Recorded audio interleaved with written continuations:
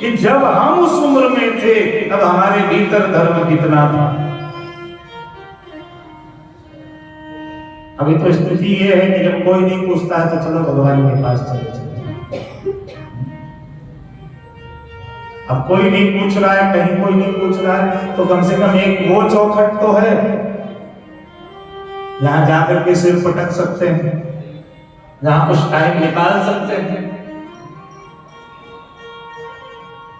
तो महाराज दोनों के संवाद हो रहे हैं और दोनों के बड़े अद्भुत संवाद हैं। तेन संभ्रत संभावो धर्मपुत्रो युधिष्ठिर। महाराज युधिष्ठिर के परिवार का बालक धर्मराज युधिष्ठिर का पड़पौत्र महाराज परीक्षित ने देखा, तलवार निकाल कर खड़े हो गए। सामने कलयुग प्रकट हुआ। बोला महाराज मेरा नाम कलयुग है और ये मेरा ही समय है। आप भले धर्मात्मा हैं लेकिन ये मेरी अवस्था है, ये मेरी व्यवस्था है महाराज। नाहं वेदव्यवसितं पित्रोर्वः कुलनन्दन गान्धार्या वा महाबाहो मुसितोऽस्मि महात्मवे। महाराज मैं काल हूं, मैं धर्म कर्म को नहीं मानता, मैं तप स्वाध्याय में विश्वास नहीं करता, मैं तो सिर्फ खाने में, सोने में और ऐश आराम करने में विश्वास करता हूं। यही मेरा धर्म है महाराज। मैं भक्ति करने में विश्वास नहीं, प्रदर्शन करने में विश्वास अधिक करता हूं। महाराज राजा परीक्षित ने अनेक प्रकार से समझाने की कोशिश की। बोला महाराज मैं जहां भी जाता हूं मुझे आप ही दिखते हो, कोई ऐसी जगह है ही नहीं जहां मैं जाकर छुप जाऊं। अंत में राजा परीक्षित ने कहा एक काम करो, मैं कुछ स्थान तुम्हें दे रहा हूं, अब इन स्थानों पे ही तुम निवास करोगे, इन स्थानों से अन्यत्र तुम्हारा निवास कहीं नहीं होना चाहिए। बोले ठीक है महाराज मुझे कुछ स्थान दे दे। और महाराज परीक्षित ने कलयुग को रहने के लिए क्या कहा, जहां पे हिंसा हो, जहां पे हिंसा हो वहां तुम्हारा निवास है, जहां पे आसक्ति हो, आसक्ति एक अर्थ में जहां वैश्याएं रहती हो वहां तुम्हारा निवास है, जहां चोरी हो, लोग अनाचरण करते हो, असत्य बोलते हो, असत्य आचरण करते हो, वहां तुम्हारा निवास रहे। लोग जुगाड़ खेलते हो, जुआ खेलते हो, इन स्थानों पे तुम्हारा निवास रहेगा। और जाओ तुम इन स्थानों पे निवास करो। परीक्षित ने कहा कि महाराज आपने ये सारी जगह बताई, ये तो जगह मुझे कम पड़ रही है, मैं इतने स्थानों पे कैसे अपने समय को व्यतीत करूंगा। तब जाकर के महाराज परीक्षित ने आज्ञा की कि जहां अनीति का द्रव्य, किसी को रुला करके, किसी को दुखी करके, किसी को ठग करके, किसी से छुपा करके, अपने यहाँ भी एक व्यवस्था है और इस्लाम में तो बहुत कड़क रूप में ये व्यवस्था है।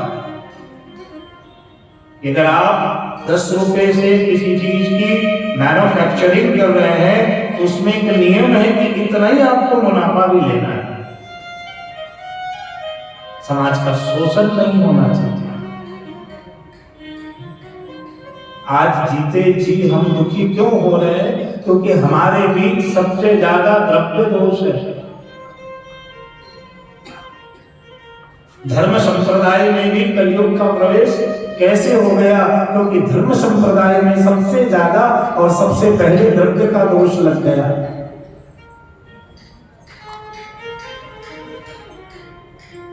और ये जो द्रव्य का दोष है ये बहुत महत्वपूर्ण है। आज लोगों की बुद्धि क्यों खराब हो रही है? डिप्रेशन क्यों बढ़ रहा है? ठाकुर जी में मन क्यों नहीं लग रहा है? घर में क्लेश क्यों बढ़ रहा है? क्योंकि द्रव्य में दोष है। जरूरी नहीं कि द्रव्य दान कर देने से, सत्कर्म कर देने से वो दोष खत्म नहीं होता है। कर्म तो भुगतना पड़ता है महाराज, और उसके कुछ अंश बढ़ जाते हैं, लेकिन जो खराब कर्म है उसकी सजा तो मिलनी है। वो तो आपको भुगतना ही भुगतना है। चाहे कितने यज्ञ कर लो, कितने भंडारे कर लो, कितने हजार लोगों के बीच दान कर लो, लेकिन जो खराब कर्म है वो तो हर हाल में भुगतना ही पड़ता है। बस अंतर ये है कि आपने जो सत्कर्म किया है, जब कर्म भुगतने की बात आएगी तब स्वयं श्री ठाकुर जी आपके साथ आकर खड़े रहेंगे और ठाकुर जी का साथ आपको मिलेगा। कर्म भुगतने के बाद अपने चरणारविंद की प्राप्ति करवाएंगे, बस इतना जरूर होता है। तो जहां अनिति का द्रव्य एकत्रित होता हो वहां भी तुम्हारा निवास है। कलियुग बड़े प्रसन्न हुए। धर्म प्रविशि धर्मज्ञ धर्मोऽसि विश्वरूपध यद्धर्मकृतस्थानं सूचकस्यापि तद् भवेत्। कलियुग वहां से चला गया। महाराज परीक्षित राजमहल में आए। राजमहल में आने के बाद महाराज के मन में ये भाव उत्पन्न हुआ, मैं तो क्षत्रिय हूं और क्षत्रिय का धर्म होता है पशु पक्षियों को मारना, शिकार खेलना, जंगल में जाना, राजसी वेश धारण करना। कलियुग के संग का प्रभाव राजा के मन में शिकार खेलने का भाव जागृत हुआ। शनि के वेशभूषे में धार तलवार से सुसज्जित होकर के, अश्वारोहण करके, घोड़े पे बैठ करके, और महाराज परीक्षित निकल पड़े हैं। तन्नो भवान वै भगवत प्रधानो महत्मयी कांत परायणस्य हरेरुदारं चरितं विशुद्धं शुश्रूषतां नो वितनोतु वित्तम्। महाराज परीक्षित जंगल में जाने के बाद, जंगल में जाने से पहले महाराज परीक्षित ने पाटलिपुत्र नरेश महाराज जरासंध कंस के ससुर महाराज जरासंध के मुकुट को अपने मस्तक पे धारण किया, और जैसे ही महाराज जरासंध के मुकुट को धारण किया, अनीति पूर्वक लाया हुआ धन था, तुरंत ही कलियुग ने मुकुट में आकर बैठा। महाराज की बुद्धि बिगड़ गई। जंगल में जाते ही महाराज रास्ता भूल गए। जल पीने की इच्छा हुई, नदी तालाब नहीं दिख रहे थे। क्रोध से क्रोधाग्नि में लाल लाल होकर के वहीं सामने एक महात्मा जी की कुटिया श्रृंगी ऋषि के आश्रम में प्रवेश कर गए। श्रृंगी ऋषि के आश्रम में प्रवेश करने के बाद, अहो वयं जन्म मृतोऽद्य मृद्धानुवृत्त्या इति नो जाता दौस्तुल्यमाधिं विधुनोति शीघ्रं महत् वर्तमाना मविदान योगा। महाराज बुद्धि बिगड़ गई, मन में अनेक प्रश्न उत्पन्न हुआ। महाराज मेरे लिए क्यों नहीं आए, क्यों नहीं उठे? ऐसा तो नहीं कि इस संत ने मुझे प्रभावित करने के लिए ढोंग किया हो, ऐसा तो नहीं कि महात्मा ने मुझे इंप्रेस करने के लिए बनावटी ध्यान में बैठ करके मुझे प्रभावित करना चाहता हो। अनेक प्रकार के संशय प्रसंशय से परीक्षित का मन विभ्रमित होना प्रारंभ हुआ। अनेक प्रकार के संशय के भाव मन में उत्पन्न होने लग गए, और जब संशय बहुत ज्यादा मन में उत्पन्न होने लग गया तब क्रोध में आश्रम से बाहर आए। वहीं एक मड़ा हुआ सांप था, उस मृत सर्प को लेकर के श्रृंगी ऋषि समिक ऋषि के गले में धारण कराते हुए महाराज परीक्षित वहां से निकल पड़े। महाराज परीक्षित का वहां से निकलना और श्रृंगी ऋषि का प्रवेश करना, श्रृंगी ऋषि ने देखा कि अनुरक्ता सहसैव धीरा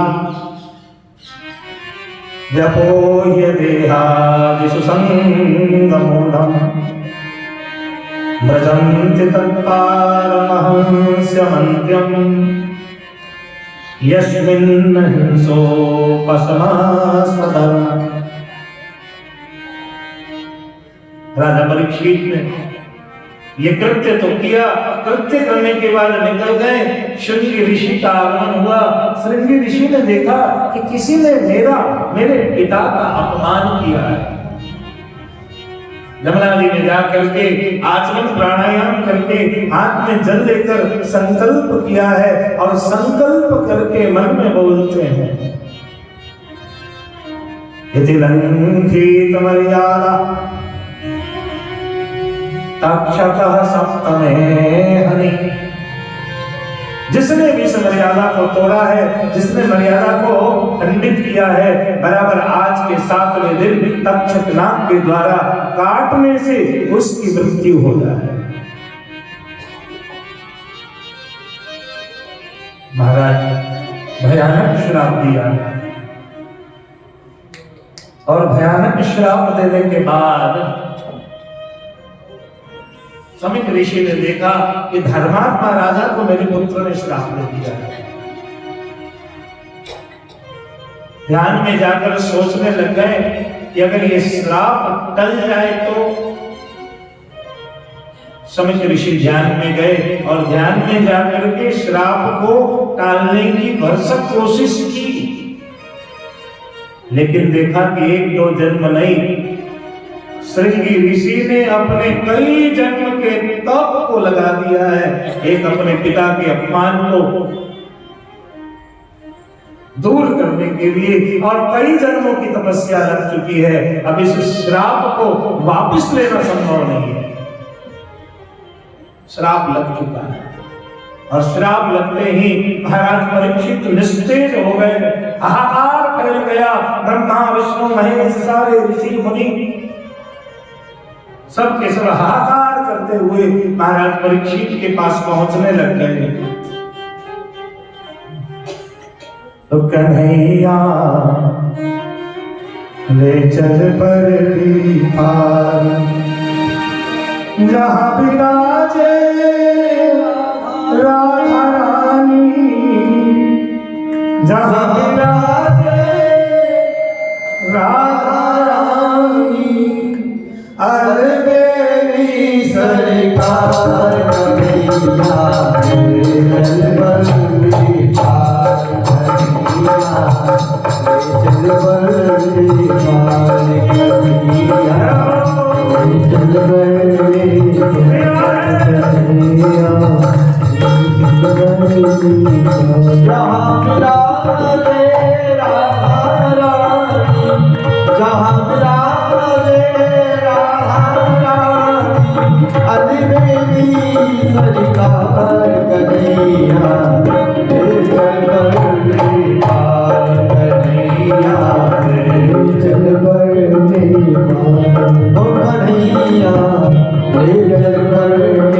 बारिया ले चल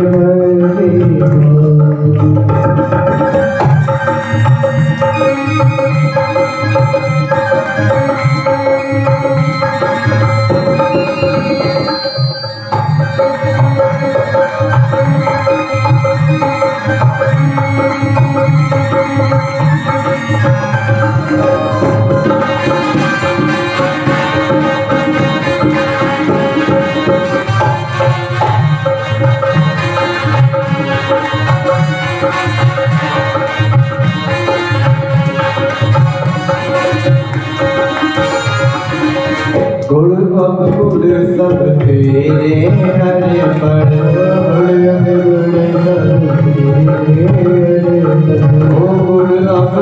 सब तेरे हरे पर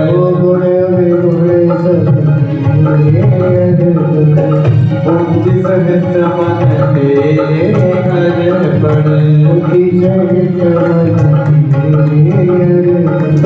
यह जीवन भी तेरे हरे पर ये जीवन भी मैं तेरे चरणों की दासी मैं तेरे चरणों की दासी तू मेरा प्रीतम प्राण सबरिया ले चल बल्ली पार सबरिया ले चल बल्ली ओ सबरिया ले चल बल्ली पार जहाँ मिला रे राधा रानी जहाँ मिला रे राधा रानी अलबेली सरकार नैया ले चल बल्ली पार कन्हैया ले चल बल्ली पार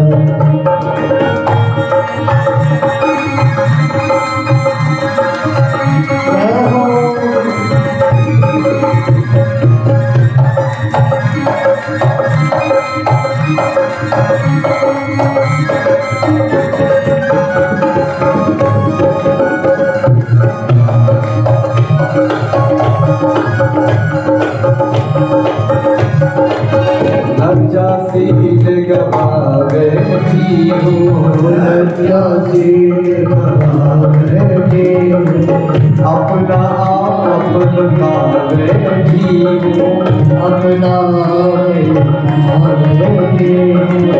आँखें धूप तकावे जीवो आँखें धूप हो अपना तुम्हें बनावे जीवो अपना तुम्हें सावरिया में तेरी रागनी सावरिया में तेरी रागनी तू मेरा गीत मल्हार सवरिया ले चल बल्ली पार सवरिया ले चल बल्ली पार ओ सवरिया ले चल बल्ली पार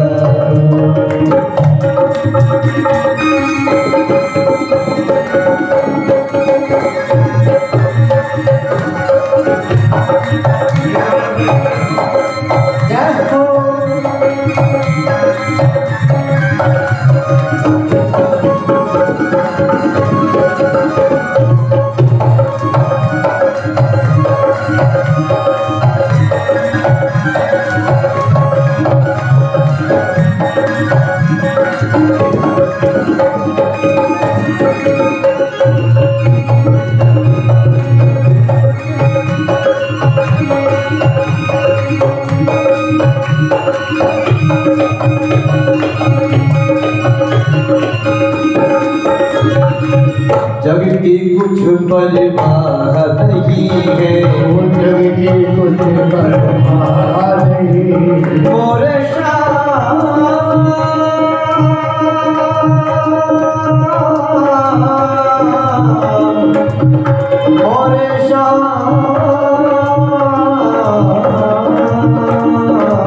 जग की कुछ परवाह नहीं है जग की कुछ परवाह नहीं है तेरे बिना कोई चाह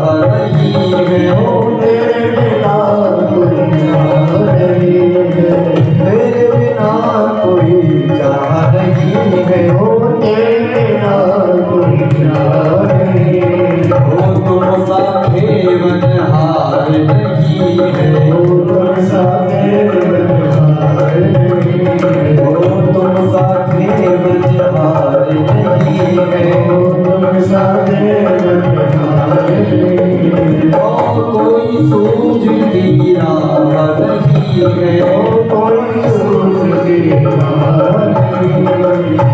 मेरे प्रीतम मेरे माझी, मेरे प्रीतम मेरे माझी, मेरे प्रीतम मेरे माझी, मेरे प्रीतम मेरे माझी। हो कर दो हमसे पार नैया, जल भर के पार सवरिया, जल भर के पार सवरिया, जल भर के पार सवरिया, जल भर के पार सवरिया, जल भर के।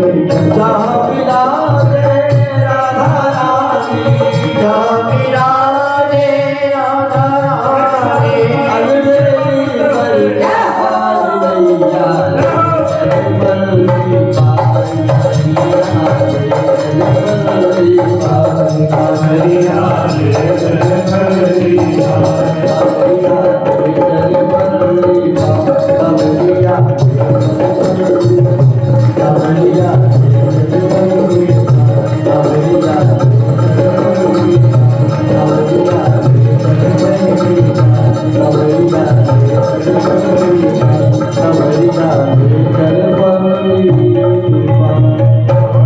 कृष्ण कन्हैया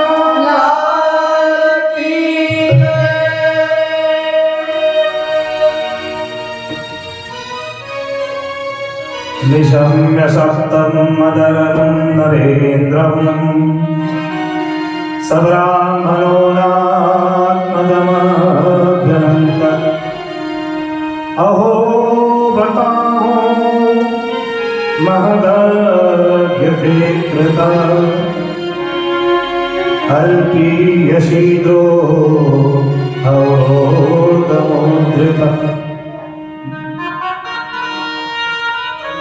महाराज, आज ऐसी स्थिति उत्पन्न हो गई, महाराज वहां से निकल करके राजसी वस्त्र का त्याग करके, और राजसी वस्त्र का त्याग करने के बाद अपनी पत्नी लीला से आज्ञा लेकर के अपने पुत्र जन्मेजय को राजतलब करके महाराज परीक्षित पहुंचे हैं गंगा जी के तट पर।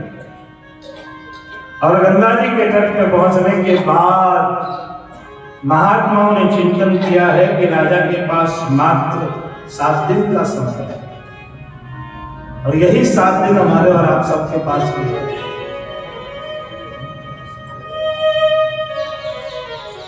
यही 7 दिन याद रखिएगा। आप सब व्यवसाय करते हैं तो सरकार जो है मार्च में आपसे हिसाब लेती है। आप दिवाली के दिन या साल में कभी एक बार कैलकुलेशन करते होंगे लाभ हानि के विषय से, और उसके बाद अपने व्यवसाय को आगे बढ़ाते होंगे।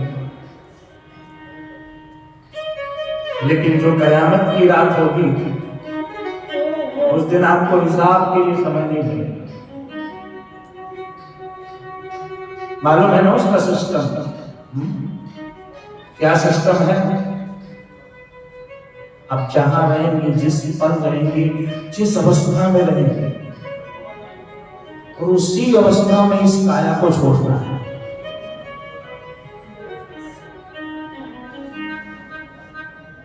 सन्यासी जब साधना करने जाता है तो स्मशान में जाता है। और स्मशान में वो क्यों जाता है? आप कभी काशी आइए और मणिकर्णिका घाट पे बस बैठ जाइए, कुछ समय के लिए बैठ जाइएगा।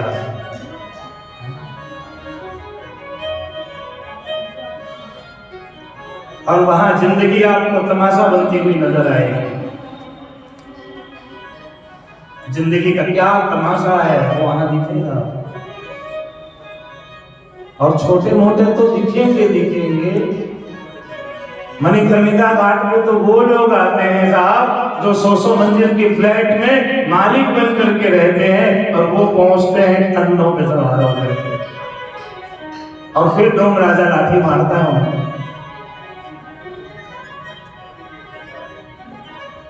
तो जो हिसाब किताब की रात्रि है, कयामत की रात्रि है ना महाराज, उस समय आपको वक्त नहीं मिलेगा हिसाब करने। एक बार महाराष्ट्र के संत महाराज ज्ञानेश्वर के पास एक लड़का पहुंचा। बड़े संत हुए ज्ञानेश्वर महाराज, मतलब बड़ी उपलब्धि थी उनकी। उनके पास एक लड़का पहुंचा और लड़के ने निवेदन किया कि महाराज, मैंने ऐसा सुना है कि आपके जीवन में बिल्कुल पाप नहीं है, आप अपने जीवन में बिल्कुल पाप नहीं करते। महाराज मेरी जिज्ञासा सहज हुई कि मैं आपसे मिलूं। वैसे तो आदमी श्वास भी लेता है तो बहुत से जीव जंतु बढ़ जाते हैं, पर आपका जीवन महाराज निष्पाप ही कैसे है? ज्ञानेश्वर जी ने कही कि मैं तुम्हारे इस प्रश्न का उत्तर बाद में दूंगा, लेकिन पहले मैं तुमको ये बता दूं कि ठीक आज के 7वें दिन तुम्हारी मृत्यु है। अब सिर्फ तुम्हारे पास 7 दिन का समय बाकी है। ज्ञानेश्वर ने उस बच्चे को कहा कि तुम्हारे पास सिर्फ 7 दिन का समय बाकी है। मैं पहले तुमको ये बता दूं और अब मैं अपनी जो तुमने पूछा है वो जवाब दे दूंगा। बच्चे ने दंडवत किया और कहा कि अब जवाब नहीं चाहिए, मेरे पास समय नहीं है महाराज। घर पे आया, लोगों में उसके परिचय बड़े अच्छे नहीं थे। लोगों के साथ व्यवहार में परिवर्तन, सबके साथ मृदुवाणी, जिसका जो लिया गया था सब वापस चुकता किया। जिसके साथ खराब संबंध थे उन सभी संबंधों को व्यवस्थित किया और संबंधों को व्यवस्थित करने के बाद महाराज जो कुछ भी बोला चाली हुई थी 3-4 दिनों में सब काम निपटाने के बाद ध्यान योग में स्थिर होकर के और अपने मन को बिल्कुल परमात्मा के चरणार बिंद में लगा करके और एकाग्र हो जाता है बालक। छठे दिन से भोजन का त्याग करके शाम के समय से ही मृत्यु की प्रतीक्षा करने लगा। वैसे तो मृत्यु अनायास ही आती है, लेकिन उसको संत की कृपा से वो दिव्य चेतना उसकी जागृत हुई। मृत्यु का इंतजार उसने किया। यही रात अंतिम, यही रात बाकी। रात नहीं बीत रही थी, समय नहीं निकल रहा था। किसी तरह से 7वें दिन का सवेरा होता है। अब मृत्यु आएगी, अब मृत्यु आएगी। 8वें दिन के सवेरे तक मृत्यु नहीं आई। उसने 9वें दिन सवेरे तक मृत्यु का इंतजार किया, मृत्यु नहीं आई तो 9वें दिन दोपहर में संत ज्ञानेश्वर के पास पहुंचा और कहा कि बाबा जी आपने कहा था कि 7वें दिन तुम्हारी मृत्यु है और 9वें दिन मैं आपके सामने खड़ा हूं। महाराज आप बताइए कि मेरी मृत्यु कहां है? महाराज ने कहा कि बेटा मैं तुम्हारे इस प्रश्न का उत्तर विभाग में दूंगा, पहले तुम मुझे ये बताओ कि 7 दिन में तुमने अपने जीवन में कितने पाप किए? आपने अपने जीवन में कितने पाप किए? कितने अपराध किए, कितने लोगों को गालियां दी, कितने के साथ झूठ बोला, कितनों को रुलाया, कितनों को दुखी किया, कितने को अपने जीवन और चरित्र से, वाणी से, मन से, चित्त से परेशान किया। बालक रोने लग गया। बालक ने कहा कि महाराज, आज तो लोग मेरे लिए रो रहे हैं। मैंने इतना प्रेम किया लोगों से, लोगों का इतना प्रेम हासिल किया, चौथे दिन से लेकर के 8वें दिन तक लोग मेरे लिए रो रहे हैं। महाराज, आप पूछ रहे हो कि मैंने क्या पाप किया? मैंने पाप को स्पर्श तक नहीं किया। संत ज्ञानेश्वर ने कहा कि बेटा, इसके लिए क्योंकि तुम्हारे पास जिंदगी में 7 दिन का समय था, मेरे पास 1 मिनट का समय नहीं है। मैं जीवन में पाप कैसे कर सकता हूं? क्योंकि जिंदगी की हकीकत तो यही है महाराज। कोरोना में हमने झेला है, बहुत लोगों ने अपनों को खोया है, गाड़ी में पैसे भरकर गए और जिंदगी को बिना लिए लौट गए। बेटा बाप को जलाने के काबिल नहीं रहा, ये स्थिति हमने देखी है। जिंदगी की क्या कीमत है वो कोरोना काल में समझ में आ गई, और महाप्रभु जी के अपरस का क्या महत्व है वो भी कोरोना में समझ में आ गया महाराज। चिट्ठी न कोई संदेश, जाने वो कौन सा देश जहाँ तुम चले गए, जहाँ तुम चले गए। चिट्ठी न कोई संदेश, जाने वो कौन सा देश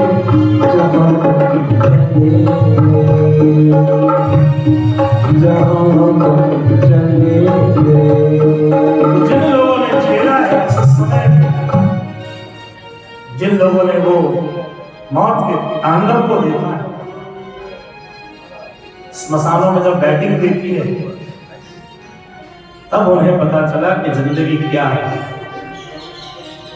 जिंदगी को कैसे जीना है, जिंदगी के महत्व को लोगों ने समझा। मात्र मेरे पास 7 दिन का समय है, और 7 दिन में ही ध्रुवम ततो में कृतदेव हेलना दुरात्ययं ये सनं नापि दीर्घा ततस्तु कामं त्वगनिष्कृताय मे यथा न कुर्यां पुनरेव मद्दा।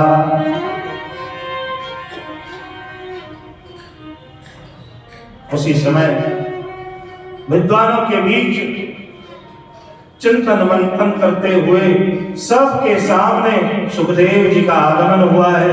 बोलिए सुखदेव महाराज की जय। 24 अध्यायों में प्रथम स्कंद की कथा है, 4 प्रकरण है, धर्म अर्थ काम मोक्ष प्रकरण है। प्रथम 6 अध्याय में धर्म का निरूपण है, दूसरे 6 अध्याय में अर्थ का निरूपण है, तीसरे 6 अध्याय में काम का निरूपण है, और अंतिम 6 अध्याय में मोक्ष धर्म का निरूपण है। राजा परीक्षित ने 3 प्रश्न पूछा है। अतः पृच्छामि संसिद्धिं योगिनां परमं गुरुं पुरुषस्य यत्कार्यं क्रियमाणस्य सर्वदा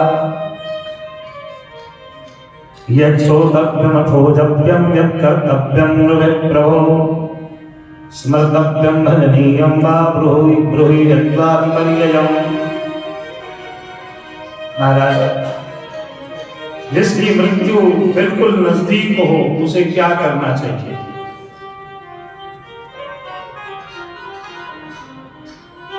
जिसकी मृत्यु नजदीक हो उसे क्या करना चाहिए? कौन से देव का भजन, कौन से मंत्र का जाप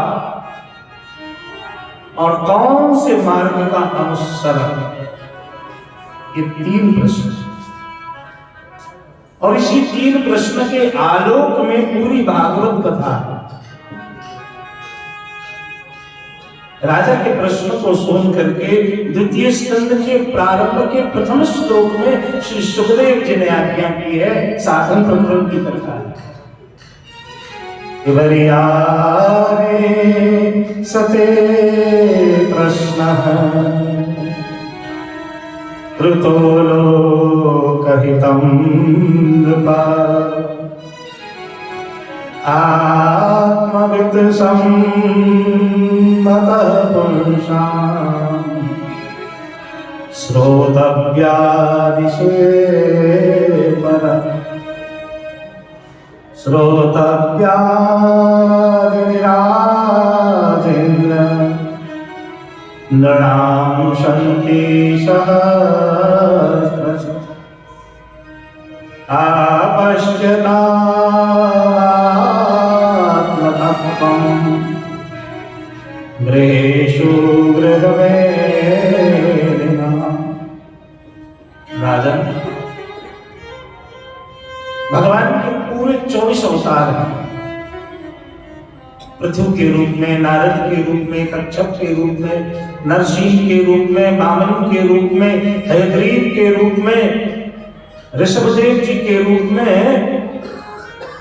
महाराज श्रीमन नारायण के रूप में, सनत कुमारों के रूप में, नारद जी के रूप में, वेदव्यास जी के रूप में, राम जी के रूप में, कृष्ण के रूप में, बलदेव जी के रूप में, मत्स्य नारायण के रूप में, मोहिनी के रूप में, यज्ञ नारायण के रूप में, नर नारायण के रूप में, ये भगवान के 24 अवतार हैं। राजन, भगवान को प्राप्त करने के 3 श्रेष्ठ मार्ग हैं, ज्ञान मार्ग, कर्म मार्ग और भक्ति मार्ग। 3 मंत्र हैं, पंचाक्षर, अष्टाक्षर और द्वादशाक्षर। इन 3 में से जो तुम्हारी प्रीति हो उस मंत्र का आश्रय करो। इन 24 अवतारों में जो श्रेष्ठ लगे उनके चरणारविंद का आश्रय करो, और तीनों मार्ग जो हैं उनमें जो सरल लगे उस मार्ग पे चल जाओ। पूरे दूसरे स्कंद में ध्यान, ज्ञान योग, अष्टांग योग, भक्ति की महिमा, भागवत के 10 लक्षण, भगवान के 24 अवतारों की संक्षिप्त कथा राजा परीक्षित को श्री सुखदेव जी ने सुनाने के बाद निवेदन किया। सृष्टि उत्पत्ति की कथा, सृष्टि किस प्रकार से उत्पन्न हो रही, ब्रह्मा कैसे उत्पन्न हुए, विष्णु कैसे उत्पन्न हुए, रुद्र कैसे उत्पन्न हुए, प्रकृति और पुरुष कैसे उत्पन्न हुआ, सत्वगुण, रजोगुण, तमोगुण, एक अंडे में से विराट पुरुष की उत्पत्ति, उस विराट पुरुष का नाम नारायण है, उस विराट पुरुष में से ब्रह्मा, विष्णु और महेश की उत्पत्ति, फिर ब्रह्मा, विष्णु, महेश में से ब्रह्मा जी के द्वारा ऋषि मुनियों की उत्पत्ति, ब्रह्मा जी में से मनु शत्रुपा की उत्पत्ति, ब्रह्मा जी में से सनत कुमारों का जन्म, ब्रह्मा जी में से नारद जी की उत्पत्ति, ब्रह्मा जी में से दक्ष प्रजापति की उत्पत्ति, दक्ष प्रजापति के यहाँ 43 ऋषियों का जन्म और 62 कन्याओं का जन्म, ब्रह्मा जी में से 7 ऋषियों का जन्म, उन 7 ऋषियों में से कश्यप ऋषि के साथ दक्ष प्रजापति के 14 कन्याओं का विवाह, और 14 कन्याओं के विवाह में दीति के गर्भ से भगवान के परम पार्षद जय विजय का हिरण्याक्ष और हिरण्याकश्यप के रूप में जन्म। सुंदर कथा का प्रसंग चल रहा है। सृष्टि विस्तार की कथा चल रही थी। सृष्टि का विस्तार कैसे हुआ, ये बहुत महत्वपूर्ण कथा है। कुछ लोग कहते हैं कि शंकर जी अजन्मा है, तो अजन्मा कैसे है? इन सब का विस्तार से वर्णन किया है। ब्रह्मा जी कैसे उत्पन्न हुए, नारायण कौन है, विष्णु कौन है, दोनों अलग अलग हैं, दोनों अलग अलग। जो विराट पुरुष है वो नारायण है, उस विराट पुरुष में से विष्णु उत्पन्न हुए, फिर बाद में दोनों एक ही हो गए। लीला भेद के लिए दोनों अलग हैं, कार्य भेद से दोनों अलग हैं, स्वभाव से दोनों एक हैं। तो भगवान जो है विष्णु के द्वारा अब सृष्टि को आगे बढ़ाने के लिए एक दिन का प्रसंग है। ब्रह्मा जी के मानस पुत्र ततश्च मनवः काले जिरे ऋषयो परे पीतरो विबुधा दैत्या मनुष्याः कर्तो विवेकम्। महाराज दोपहर के समय में ब्रह्मा जी के मानस पुत्र सनत कुमार वैकुंठ दर्शन के लिए पहुंचे। और वैकुंठ दर्शन के लिए कहां पहुंचे? गोलोक धाम में। दोपहर का समय था। भगवान के दोनों पार्षद जय और विजय ने सनत कुमारों को रोक दिया। जब सनत कुमारों को जय और विजय ने रोक दिया तो सनत कुमार क्रोधित हो गए। नारायणे भगवती तदीदं विश्वमाहितम्। इच्छा ऐसी थी कि वह वैकुंठ का दर्शन करें। कई बार भगवान के दर्शन न हो पाए कोई बात नहीं, और अगर भगवान के मंदिर का भी दर्शन हो जाए तो ये भी बड़ी बात है। भगवान के शिखर कलश ध्वज का भी दर्शन हो जाना बड़ा सौभाग्यप्रद होता है। सनत कुमार भगवान के पास पहुंचे, वैकुंठ दर्शन के लिए जय विजय ने रोक दिया। रोकने के बाद सनत कुमार क्रोधित हुए। क्रोधित होकर के जय विजय को श्राप देते थे।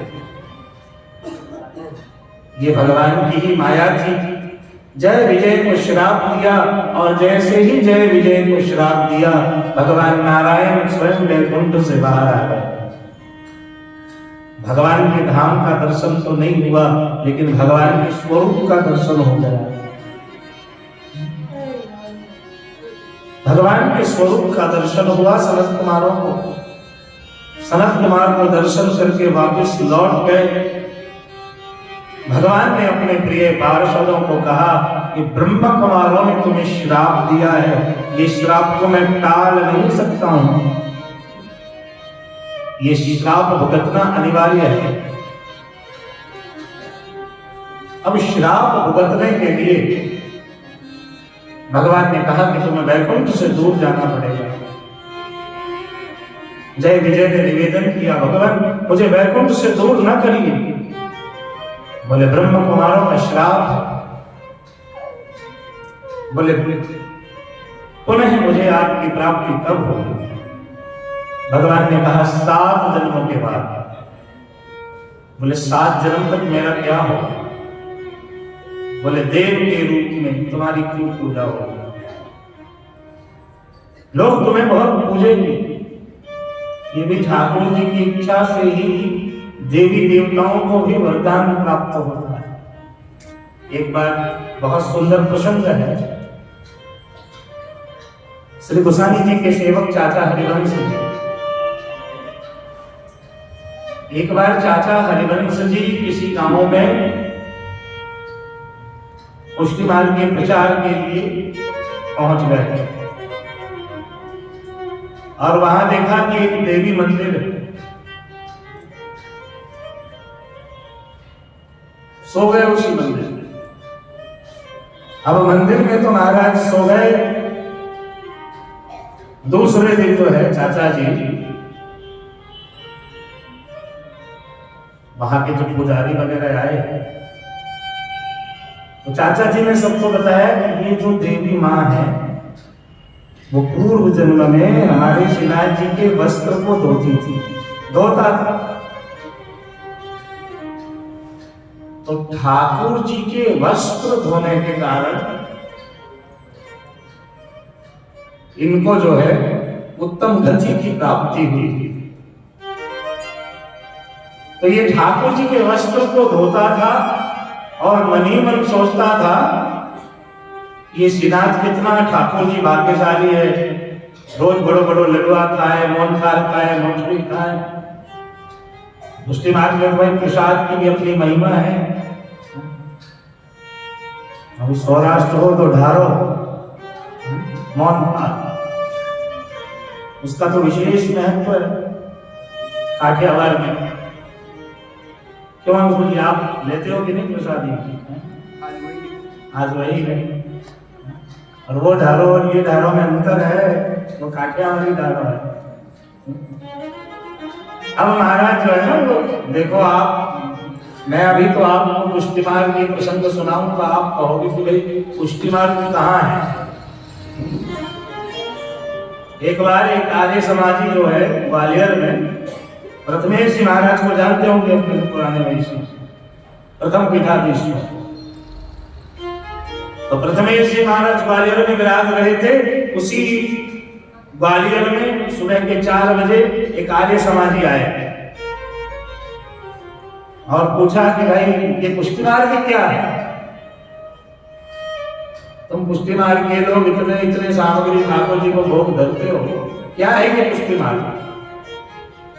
अब प्रथमेश जी महाराज का स्वरूप भी 6 फीट था, पूरा लंबा चौड़ा और बहुत विशाल स्वरूप था। ऐसे तो साधु संत सब बहुत डरते थे, कोई कथावाचक जल्दी उनके सामने कथा नहीं सुनाता। अगर थोड़ी सी भी गलती होती तो व्यासपीठ जी उठा लेते थे। इतने उद्भट और विद्वान आचार्य। वो महाराज पहुंचा और उसने पूछा क्या है पुष्टि मार्ग?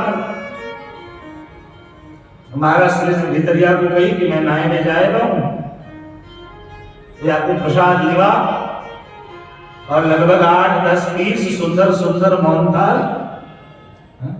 और ठंडी के दिनों में जो अपने यहाँ मोहनथाल ठाकुर जी आरोगते हैं, केसर कस्तूरी अंबर डाल करके हैं, चकाचक मोहनथाल श्री जी बाबा की प्रसादी। मोहनथाल ले दिया। अब वो बेचारे मोहनथाल आरोग रहे थे। महाराज श्री स्नान करके आए और स्नान करने के बाद पूछा क्यों प्रसाद लिए? बोले हाँ महाराज प्रसाद तो लिया। कैसी अनुभूति हुई? बोले महाराज मैं पूरे भारत के मंदिरों में गया हूं और सभी मंदिरों के प्रसाद को चखा हूं, लेकिन ये जो अद्वितीय रस, अद्वितीय अनुभूति और अद्वितीय स्वाद है वो मैंने कहीं नहीं पाया। महाराज श्री ने कही यही पुष्टि मार्ग है। ऐसो स्वाद हम कबहु न चाख्यो सुन गोकुल की नाथ है। ऐसो स्वाद हम कबहु न चाख्यो। वो स्वाद तो अद्भुत है महाराज। पृथक शरण मार्गोप दृष्टा श्री कृष्ण हार्दिक और प्रतिक्षण निकुंजस्था लीला रस पूरिता तत्था चित्त चित्तस्तत् विस्मृतान्यो ब्रज प्रिय प्रिय व्रजस्थिति पुष्टि लीला करता रहा। अद्भुत रस से परिपूर्ण है पुष्टि मार्ग। तो वो जो धोबी है वो ठाकुर जी श्रीनाथ जी के वस्त्र को धोता और मन ही मन कल्पना करता कि अगर मैं भी भगवान होता तो ऐसे ही मोहनथाल मछली खाता। अब ठाकुर जी का कार्य करते करते जो भी कुछ सोचता है इंसान ठाकुर जी पूरी कर ही देते हैं। छोरे की मृत्यु हुई और मृत्यु के बाद देवी के रूप में जन्म हुआ और देवी के रूप में जन्म हुआ तो 2-4 लोगों की मानता पूरी हो गई तो लोगों की लाइन भी लग गई, भीड़ भी लग गई। अब रोज जगराता, रोज जागरण, रोज कुछ न कुछ तीज त्योहार। तो रात में जब चाचा जी वहां सोए तब वो देवी जय श्री कृष्ण करने के लिए आई है, उसको भी अब श्री जी की याद आती है, क्योंकि अंततः ब्रह्म से तो हर कोई प्रेम करता है। जब शिव कैलाश छोड़ करके एक दिन वो भोले भंडारी बन करके ब्रज नारी गोकुल में आ गए, गोकुल में आ गए। एक दिन वो भोले भंडारी बन के ब्रज की नारी गोकुल में आ गए।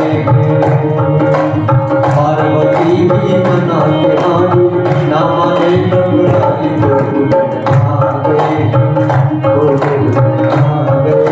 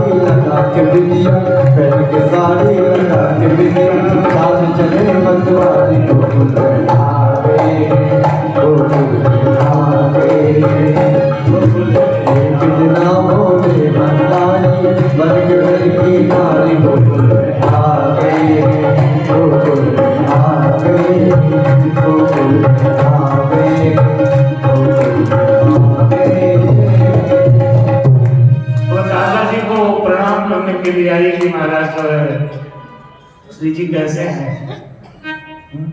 चाचा जी ने कहा कि तू, अरे वो, बोले हाँ मैं। बोले कैसे कैसे देवी हुई?